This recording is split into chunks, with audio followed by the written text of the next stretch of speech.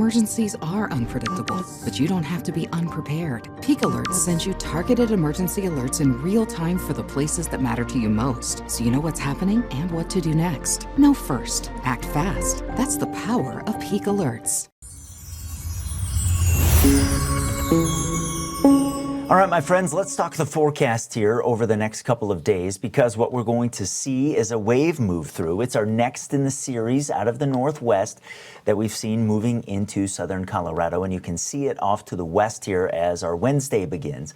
Over Nevada, over Idaho, over eastern Oregon still. And that is going to dive across Colorado here as we move into early Thursday. So we've seen high clouds start to increase overnight, and we'll actually notice that more so as we move through the day today with those clouds moving off to the east here. And SkyCast shows that as we head through our Wednesday. I think they'll get a little bit thicker with time. Mountain wave clouds might be some pretty stacked lenticular clouds out there today. And then I think for the back part of the day, they're probably on the thicker side of things. Might make for a pretty sunset, actually.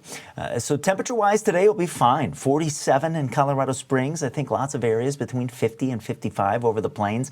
Probably hitting 60 in the southeast corner of the state. I had them at 59 yesterday, bumped Springfield up to 60 today. And then a mixture of mainly 30s and some 40s over the mountain areas. I think Gunnison's probably the chilly spot today with some cold air trapped on the valley floor. But here's the deal, and the main kind of focus with the system here as we move through Wednesday and more so into Wednesday night and Thursday. The arrival and passage of it is going to pick the wind up a little bit. You see that happening over and near the mountains here as we move through the afternoon, and then the cold front with the system arriving as we move through tonight, and the wind picks up over the plains and kind of switches direction out of the north. During the afternoon and into the evening, we may get some gusts over 40 miles per hour along some of the eastern slopes. I think those will be more isolated. 30-mile-an-hour gusts will be more common, but I can't rule it out.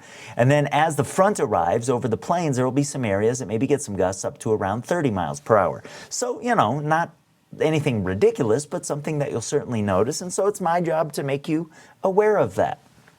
As we move into Thursday morning, the gust potential kind of drops as we head towards sunrise, but I do think we see some noticeable breezes out of the northwest on Thursday. And we will have a little bit of a temperature drop behind the front, but we mix up the atmosphere enough south of the Palmer Divide that our temperatures end up not changing much. It'll feel a little bit different, though, I think, than today will. And we're still in the 40s and 50s for a lot of areas, and 30s and 40s still for the high country. Now, the only other thing I want to let you know about is I do think we get a little bit of snow up across the central ski resorts with the passage of the upper level wave overnight. It's not going to be much, only an inch or two, I think, but hey, we'll take it. And then there is a little window. Somebody over the plains could catch a little flurry or a burst of some snow that I don't think will be significant, but it's not a zero possibility. And so again, it is my job to let you know about that. So a little system moving overhead, and then some interesting things to watch for Friday, and then certainly into the start of next week. I've got that in your extended forecast.